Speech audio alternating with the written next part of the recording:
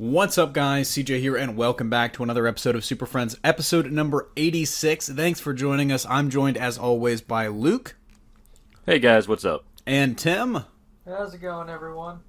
And a little midday recording this time. Hopefully, we'll have a little more pep in our step. I know, actually, Tim, you've been working all day, so you might not, but I know I'm a bit tired at the moment. You're a bit.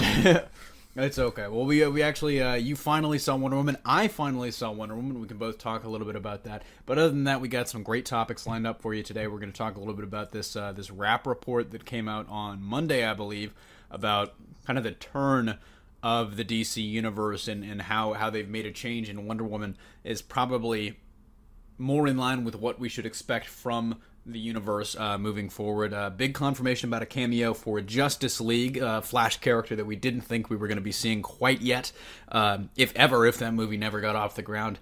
And a surprising bit of information, as Patty Jenkins said, she would not have cast Gal Gadot as Wonder Woman, but there's more kind of within that we'll dissect and discuss. How are you guys doing today, though? Tim, how are you doing? I'm doing all right. Like I said, just kind of tired from work. I've been there. Being on your feet all day sucks. That is definitely not fun. Hopefully, if anybody out there is on their feet, they're listening to this, and that sucks less by comparison. But Luke, how are you doing, bud? I'm doing okay. I got my first declining job email today, of the ones I applied for. So those suck. I'm doing fine. Just the light is out, but I still work. Yeah, I'm probably just gonna watch Hellboy and eat some chips afterwards. Yeah, you recently took over the Hellboy videos for us. How are you enjoying those so far? Well, the one I'm working on is taking a little bit because I gotta go back and rewatch the movies for it. But so far, I'm very much happy that I'm taking it over because I've been a huge fan of Hellboy, and I'm glad I can finally talk about it. Hell yeah. I'm really glad. I mean, people seem to be enjoying the videos so far, so hopefully we can keep doing those for a long, long time. And if you're listening to this podcast and haven't checked out those Hellboy videos, go hit them up. We do have some shakeups going on. So Tim and me are actually going to be working on the Star Wars videos, but we're just talking about things that are completely unrelated to DC Comics right now. Are you guys ready to jump into the news? Hell yeah. Yep. Hell yeah. All right. So in this top story... The Wrap came out with this article on, actually it was Tuesday, it was yesterday, I apologize. They came out with this article yesterday about basically, and it's called Wonder Woman and the 5 Words That Saved DC Movies from Darkness. And those 5 words, if you're interested, and I'm going to spoil this for you, are heart, humor, hope, heroics, and optimism. Now, this is actually coming from a quote that Geoff Johns, I guess a quote from Geoff Johns in this article, because the bulk of this article was Humberto Gonzalez, El Mayimbe himself, of course, now at the Wrap, speaking to the DC Comics, DC Entertainment president, and those are some things that he cited, making sure that all those characters are the characters, basically get the essence of them and making the movies fun, in his words. And this is, I think, pretty clear in Wonder Woman. Tim, now that you've seen Wonder Woman, wouldn't you say that seemed to be the case? Yeah. Honestly, the 5 words just passed in one ear and right out the other for me. So sorry. All right. Well, we'll slow it down. Heart, humor, hope, heroics, and optimism. So those are five big ones. I like how they had 4 H's and then an O. Well, I mean... Yeah, they had a good alliteration string going there. Optimism. Oh, that's the acronym. HHHO. Oh. There you go. I guess we're going to stop trying to phonetically sound that out. But I personally, I saw Wonder Woman on Sunday finally after just weeks of being too busy to catch it. And I 100% think that's, that was definitely... evident. I think, I agreed with reports that it was kind of very, very Richard Donner-esque in kind of the way it treated the source material. And I think some of that might have come off to some as like cheesy, but I really enjoyed it. I had a good time in the theater. I kind of agreed with some of the third act issues, but I enjoyed myself more than I have for any DC movie so far. Sorry. I guess for me on it, for Hope, I feel like Diana herself, outside of the one trench scene, didn't really do that because she kind of gave up pretty quickly in the third act once something went wrong. That's true, Yeah. but I mean, she kind of came back. Probably gave more hope. He did at the very end, and I think that helped restore her hope. But yeah, but I guess I'll give my thoughts on it. Basically, falls in line with what my friend told me. It is equally as good as Captain America: First Avenger. They're not, like I said, they're not the same movie. They do different things differently, but there's enough similarities to compare them. Because I've been seeing online, there's like these two camps where like people who are confused that they're even comparing the two, and people who think that they're exactly the same, and there's a middle ground between the two. Both sides are wrong. Exactly. I think, it's... First of all, you're both wrong. But no, you're both wrong. They have exactly the right amount to compare between each other. I mean, I agree. Well, people always say it's like, oh, these things are so different. You can't compare the two. It's like, well, I mean, you really can, though. You still can. You can't compare anything to anything else if you really want to. It's like apples to oranges. That phrase makes no sense. They're both round fruits. Exactly. I mean, this is. I mean, we're dangerously close to me talking about Lil Dicky and the song Pillow Talk, but you can compare anything, and I think to me, it kind of is a weird mix of like the first Avenger and the first Thor movie, because there's equal parts of it's a period film, and it kind of is that it's a little more. I don't want to say like cheesy, but campy in not in the way that it's a period film, but in the way that it kind of handles its hero in the period, and then it also kind of has a lot of the fish out of water humor stuff that the first Thor movie had. But Luke, what do you think about Wonder Woman, and do you see those 5 things in Wonder Woman? Yeah, I've mentioned this quite a few times because for a while I think I was the only guy who had seen it. But I guess to reiterate, Wonder Woman I think is a good step in the right direction for what I want from these heroes, because Diana is the only hero I think in this universe that actually feels inspiring and feels like someone to deliver hope. Yeah, she kind of gave up in like the third act, but I mean she kind of gained it back after Steve showed that humanity like isn't all terrible. And I mean, I don't know, because I think it's just what I kind of wanted more from everything. I didn't really get that with the other movies. They were all kind of depressing, cynical, and just like not really that inspiring. But Wonder Woman, I feel like changes that, and I'm really excited to see what they do for other heroes moving forward, because if they're like Wonder Woman, then I think that's a good start to kind of fixing what I think is broken with the universe. I know others may not agree, but I think it's a nice, good step. Yeah, I do agree with that. I think I see the cynicism more in Batman v Superman. That was super cynical with the MOV files of the superheroes. And then that was as cynical as the Mummy.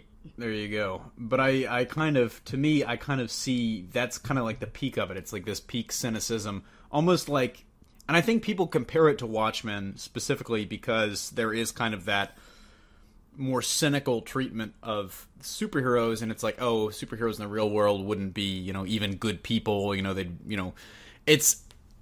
kind of was just this very dark and gritty and grim look at it. I kind of disagree a little bit on Man of Steel, because I think Man of Steel, the more I've watched it, I hated it when I first saw it.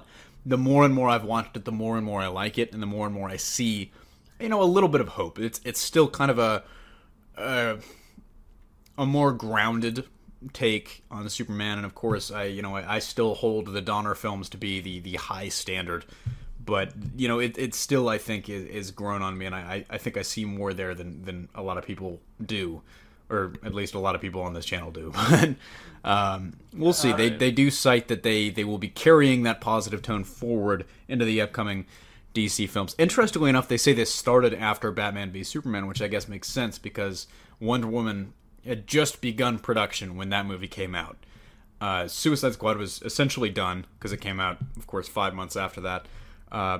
Do you guys think Justice League is going to be that markedly different from Batman v Superman, though? Like, because I think Wonder Woman, a lot of people weren't expecting it to be the movie we got. I think a lot of people were expecting it to be a little bit darker, a little bit, because I know even after seeing the reviews, I was not expecting it to be the movie that I saw in that theater. I kind of had to see it to believe it. Do you guys really think Justice League is going to be more in that vein? I don't know if it'll be in the exact same vein, but I don't think it'll like do the same things that BVS did just because of the critical response that got. Once Luke says his piece on this, I'm gonna give a bit more specifics on Wonder Woman because I didn't get to before you kind of cut me off. Sorry about that. I said it was as good as Captain America, and then you kept going. So, Luke, do you think that Justice League will be in a similar vein to Wonder Woman? Maybe. I think. I mean, if you listen to fans, this was the plan the whole time, which I don't know how true that is, but I feel like after the big thing that like Tim said, the critical reception to BVS, that this might have been the plan to kind of lighten it up a little bit because people weren't really responding to the whole cynical, grounded, kind of darker take, or I guess more deconstructed take on these superheroes. I mean, again, it all honestly depends, like, what Zack Snyder was originally shooting for, because I remember they were planning this movie out, I think, before BVS came out, and then when it did, I think they had to, like, kind of reconstruct everything, so who knows. And reportedly for a while there, they were reconstructing things, daily on set, as we like to joke, but rewriting it on set daily. Yep. Yeah, rewriting that script daily, but again, time will just tell. I'm hoping it's a little bit more optimistic. I'm hoping it's like Wonder Woman because it's my favorite one out of these movies so far, which isn't really that hard to do. If what I said about them. If you've been listening to this podcast at all over the last 84 episodes, you've been listening. Yeah. But Tim, you have the floor. All right. So with Wonder Woman, like I said, all right. Moving on to our next topic. No, sorry. Go ahead. Of course. So I think that, like I said before, it is a good movie. I did like watching it. There are certain things about it that honestly would bother me. Probably wouldn't bother anyone else. Like, I feel like Wonder Woman came across as kind of petulant a lot in scenes. So did Hippolyta, but she never really got redeemed at any point. Hippolyta seemed really selfish when you go to think about it looking back. I mean, I see part of it is like selfish. Part of it is I think it's like this parental need for protection. I mean, I do get that, but I don't get the point of hiding things from her because the dude they're hiding it from seemed to already know. That's true. I am kind of. Like the whole thing that they were hiding was just kind of like it didn't really even need to be hidden. I know. You didn't even have to hide it from anyone. Like, I figured out the second that they mentioned it because it was in the scene they were talking about it. It's not even that big of a revelation, really. Yeah. I mean, like, so I don't know. That felt kind of weird. I kind of agree with that. But yeah, like I said, there were a few things where Wonder Woman came off as kind of petulant of her asserting, like, her own views on things as if they were fact while Steve tried to be rational. Like, they had at least 2 scenes of them, like, face-to-face arguing at the same time as each other, and I just don't like that myself in anything. But that's not going to bother people the same way it bothered me. Okay. Same thing with the final fight scene. Everything before the plane explosion, I'm sure worked a lot better for other people than it did for me. It didn't click with me. It seemed like it seemed cooler on paper than it was in action. But everything after the plane explosion was red hot garbage. It devolved into, after the explosion of love, it became a video game cutscene while they yelled incoherently at each other. A little bit. I still really enjoyed it.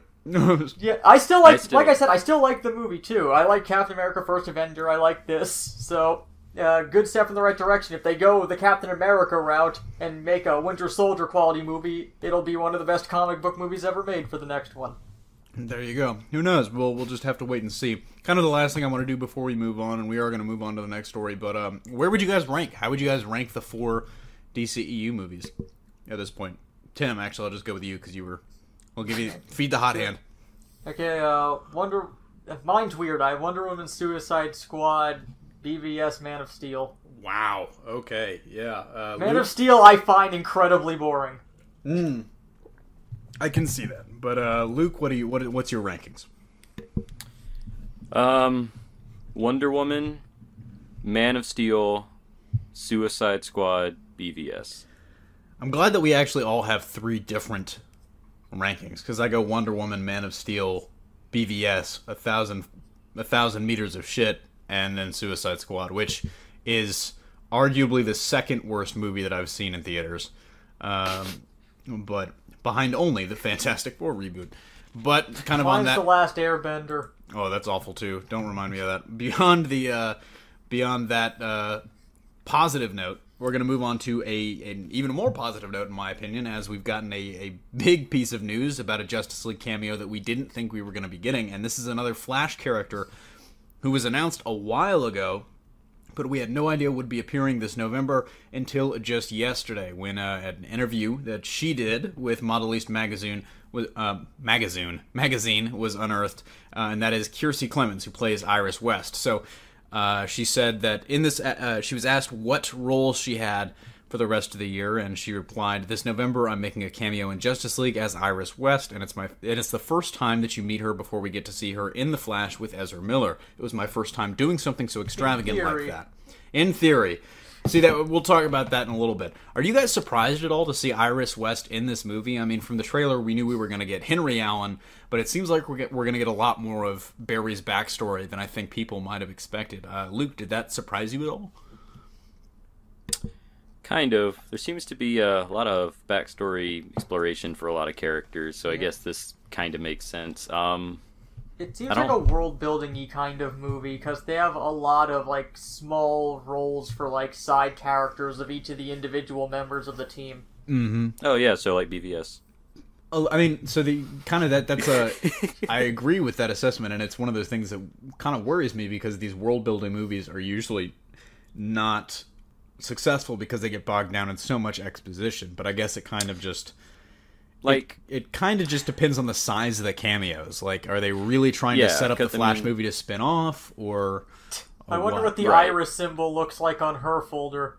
Her folder. I mean, like, if it's really just, like, very small cameos, like, they go to talk to Aquaman and he's with Mira at some point, and he's like, I gotta go join these people. She's like, alright, I'll wait for you in Atlantis for your movie. And then it pans over and the Iris goes hi, and that's her cameo. There you go. Yeah, like, if they're really small so that we can get to the action of this movie, I'm fine with that, but I just don't want them to spend, like, a while with these characters to basically tell you, these people are getting movies. I kind of could see a situation... I could see a situation where it's something like... For the Mira cameo, from what, and it seems like that one of those leaked plots was probably more accurate than the others. But if the Atlantean mother box is still in Atlantis and Aquaman really doesn't join the team, until after the Parademons take that, it seems like that's where we could see Mira first. But in terms of Kiersey Clemons, I don't know. Maybe Iris drops Barry off at the prison to see Henry. Maybe, I don't know, he can run super fast, but I'm guessing he wouldn't want to do that in a jail or near a jail. I don't know, I'm kind of explaining this away. Tim, were you surprised at all by the cameo? Honestly, not at this point. There are so many cameos from so many other people's supporting cast members. It just seems like it's something that'll happen with these movies. I mean, literally every character has a supporting character that's going to show up. I think they have at least 2 for everyone. Superman's going to have Lois Lane, and I think they said that he's going to have this subplot with, like, when he's dead, kind of seeing Jonathan Kent like he did in the comics, in The Death and Return of Superman. And on that mountain stacking rocks. Oh, yeah. Wonder Woman's got Hippolyta and Antiope are both going to show up in the in kind of the prequel part, the prologue, from what we understand. Barry now has Iris and Henry, and Cyborg has his dad. And whoever the hell else Cyborg has in his supporting cast. And Batman has Alfred and Deathstroke. And Commissioner Gordon. There you go. That's true. So we kind of have cameos from every little person, which I like. I get it. I mean, it's kind of a, it's a team up movie. You're going to have these team up moments with these characters. It kind of feels like it's a crossover of not just these characters, but also kind of a little bit of their background and their separate worlds as well. I think the issue is going to come if they make the mistake that Age of Ultron really did and Iron Man 2 really did, where they're setting up all these threads that are eventually going to be kind of specifically Iron Man 2 more than Age of Ultron. That's the one thing I'm worried about. Are you guys worried about that at all? They can't do it any worse than they did in BVS. That's true. I think it's physically impossible to be worse than having folders that have movies inside of them. Binders full of superheroes. 2012 election reference for you. Yeah, look, as long as there's not just a big trailer in the middle of their movie, then they're good. The little gal picks up a picture of Darkseid and the little... Yeah. That's the Darkseid theme now. Yes, it's Darkseid's theme now. All right, his is played on a 12-string bass. All right, now that we've lost a lot of our fan base, we move on to the next topic. Yes, let's move on to the next topic. We're going to keep talking about Wonder Woman because, honestly, that's the only thing worth talking about. But this is actually really surprising. This came out almost a little over a week ago, I think, is actually a couple of weeks ago, is I think when I first heard it. But the article that I've got in front of me is from 5 days ago. You guys may or may not have seen this. Brace yourself. Patty Jenkins admitted she would not have cast Gal Gadot as Wonder Woman. And you're sitting there going, what? Why? Gal was the best part of the movie. You know, you're sitting like shocked at this because the movie is such a huge success, and most of the critics are citing Gal as an integral reason for that, and I agree. I think the chemistry between her and Chris Pine is really what sells the tickets. But there's more to this story, because Patty Jenkins says she wouldn't have cast a Gal, and she admits that would have been wrong. And I quote, "I remember when I read in the news that Wonder Woman had been cast, and my heart sank. I had been talking to the studio for so long about doing it, and I was like, well, that's that. I'm sure we wouldn't have made the same choice. And then I started paying attention to her and watching her and looking at her, and it was just unbelievable. Frankly, I think they did a better job than I could have, because I don't know that I would have scoured the earth as hard to find her. I don't know that I would have looked internationally. I would have just looked for an American girl. The fact that they found Gal and chose her is a magical gift to me." So that's kind of like, I got you. I pulled you in by saying Patty Jenkins wouldn't have cast Gal, and then I suckered you into this sweet story. But what do you guys think about this? I kind of thought it was refreshingly honest of Patty Jenkins to kind of admit this, because I don't think I've ever heard a director admit that they would not have cast an actor. They scorched the earth, and then underneath it, Gal Gadot was the only thing standing. And then Zeus brought her to life. No, but you know, that's another one of my favorite things about Wonder Woman, is that they included both of the origins, which I thought was kind of nifty. But Tim, what do you think about this? I guess kind of the way I was going to pitch this story initially to you guys, or at least the way I planned on it, was who would you have cast instead of Gal?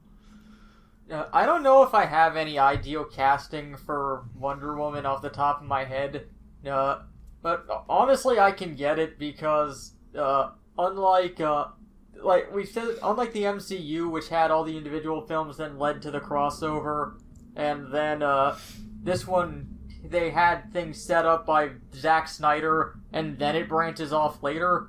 So it was going to be Zack Snyder casting most of these roles anyway, so the individual directors weren't going to get the chance to pick the character, most likely. That's true. So I expected this to be the case in some cases, but I'm more so surprised that she admitted it, because I'm sure a lot of directors have that once they enter a project. No, I 100% agree. Luke, do you have anyone in mind that you would have cast, and are you kind of surprised by this? No, I don't. I mean, she wasn't really my first choice either, and I guess I'm just kind of surprised that Patty Jenkins is this honest about it, which I guess maybe is kind of admirable of of a director to just come out. She showed us the receipts on this one. She did. She showed us. Exactly. She's got the receipts. Patty Jenks. Yeah, exactly. But who would I have? I don't really know who I would have chosen.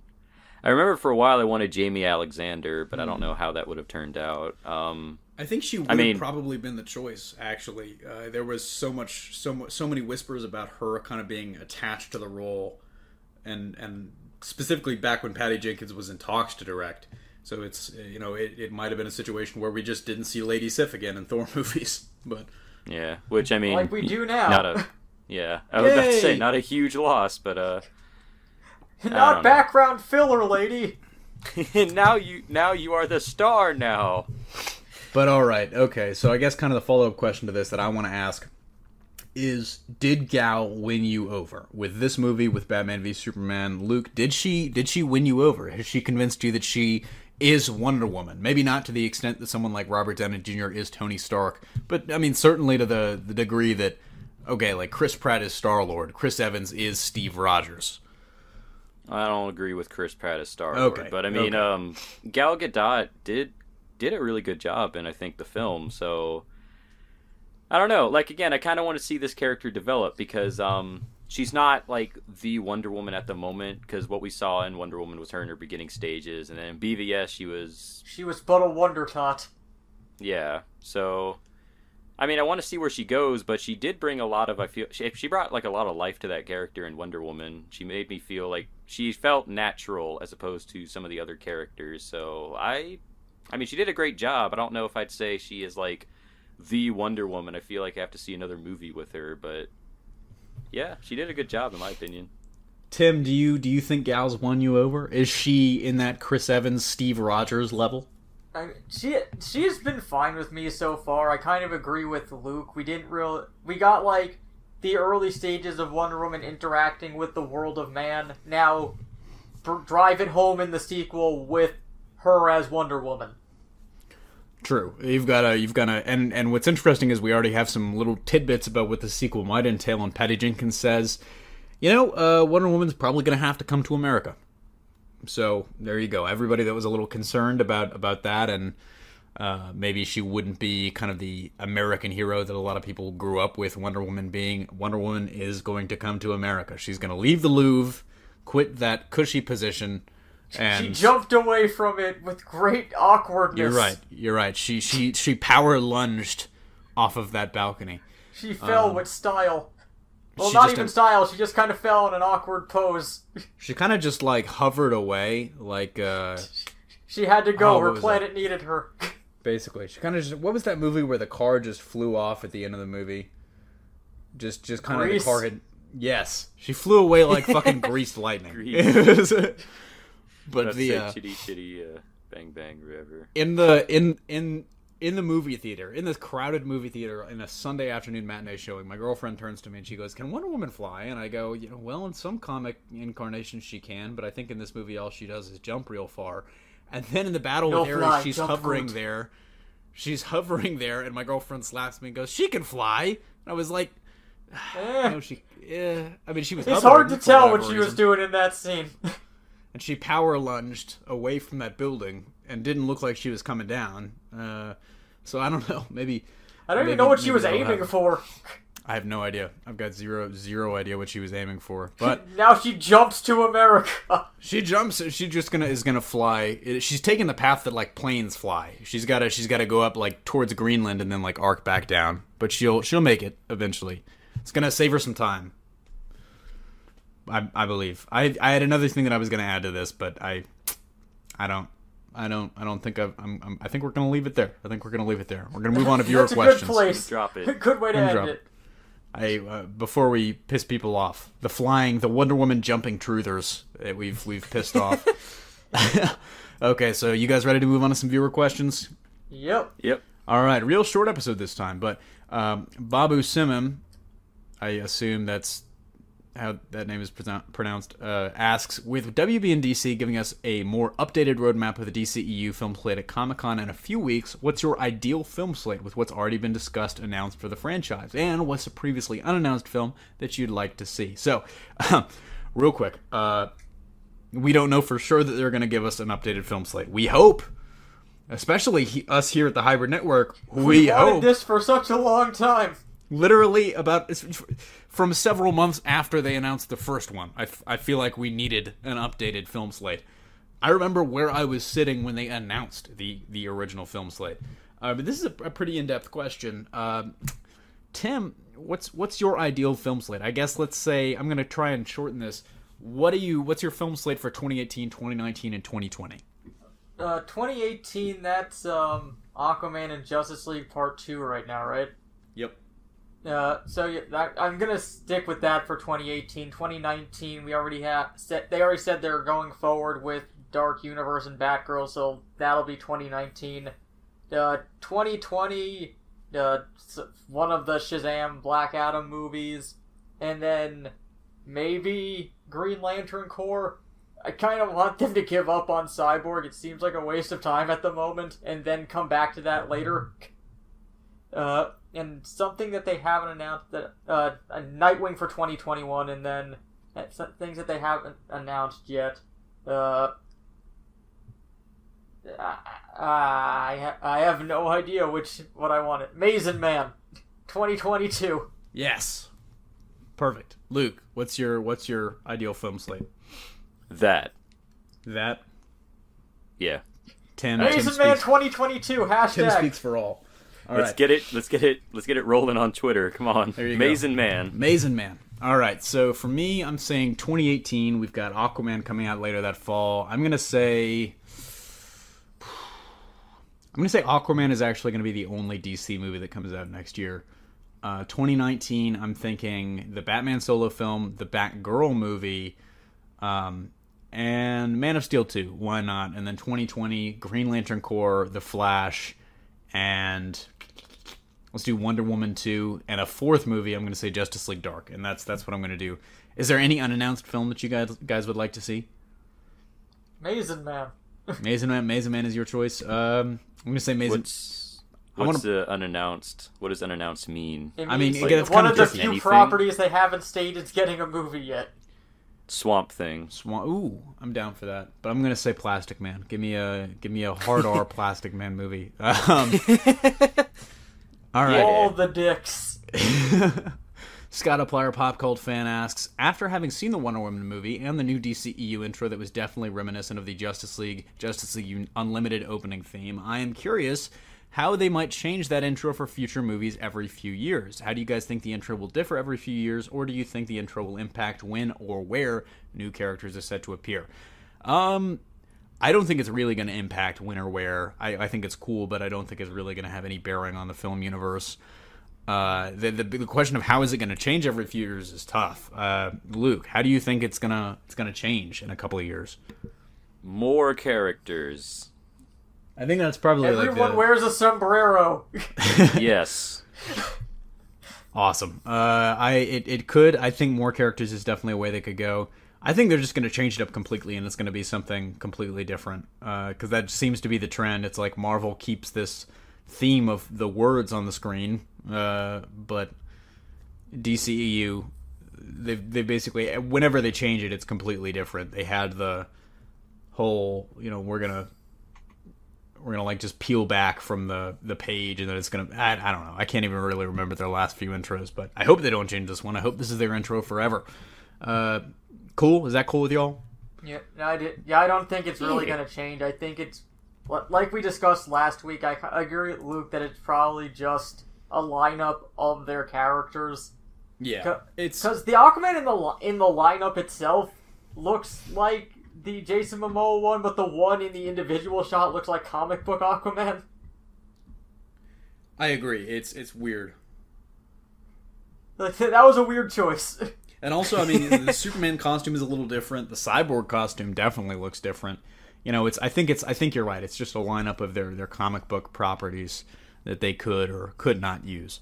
All right, last question. Jalen asks, what is your favorite DCAU moment? And Tim, we're going straight to you. Favorite DCAU moment? Probably just the entire episode, Greatest Story Never Told. That's a good one. Luke? That is a good one. I can't remember what it was called. It's like Twilight or something, but there's like this big fight between Darkseid and Superman on like Brainiac's ship or something. That was the opening to season 2. I think it is just called Twilight or Twilight of the Gods. I think it might have like a parentheses of the gods. Yeah, it's either that or their fight in Superman the Animated Series. But Darkseid, whenever he shows up, it's usually a top contender for my favorite moment. I was going to say one of my favorites is when he's walking, kind of stumbling past Darkseid, and Darkseid grabs his cape, and Superman turns around and, like, jacks him in the face. So fucking good. Such a good moment. Such a good moment. They have good fights in that universe. For me, I got to go with the feels. Final episode of Justice League Unlimited with Batman and Ace. Pretty good. Or not. Yeah, that was just... You mean the epilogue episode or the actual final episode of Batman? Beyond. You mean the one where they're like all running down the steps and it ends on Batman's symbol? Yeah, that one. Okay. Oh no, Batman. He's talking about Epilogue. The ending of the Cadmus arc. That was supposed to be an ending of the whole DCAU. Okay. I was thinking about Ace the dog for a second. I'm like, what? No, yeah. I was like, he does appear in Batman Beyond. That's true. All right, guys. And I do really love Lex Luthor. Like after he gets the anti-life equation, he just pimps in and goes, "Sorry, I had to get my power suit." But then just walks really up and beats Darkseid on his own. He's Lex Luthor, goddammit. But that's the moment that made me love Lex Luthor. So my god, actually, you know what? I'm sorry, because I know we're going to end, but that fucking Flash versus Lexiac is probably one of the best fucking things that show ever did. Yeah. That's true. Running around the world just punching him and then almost getting sucked in the Speed Force was all really cool. Oh, yeah. So many good moments. Hard to choose. So where can we find us on social media, CJ? That's good, because Nick would get really upset at me. Tim, where can they find you? Okay, I'll go first this time. They can find me at Aussie Dragoon on Twitter. Luke? I am on Twitter at Baron_Zemo1. And you can find me on Twitter at CJ Pascal or on Facebook at None Ya Business. But that's going to do it for me here. And for the rest of the guys, this has been Super Friends number 86. 86. Yes. It's been a long time. Almost fucked it there. Almost did it. But that's going to do it from us here. We'll see you next week. Later, guys. Later.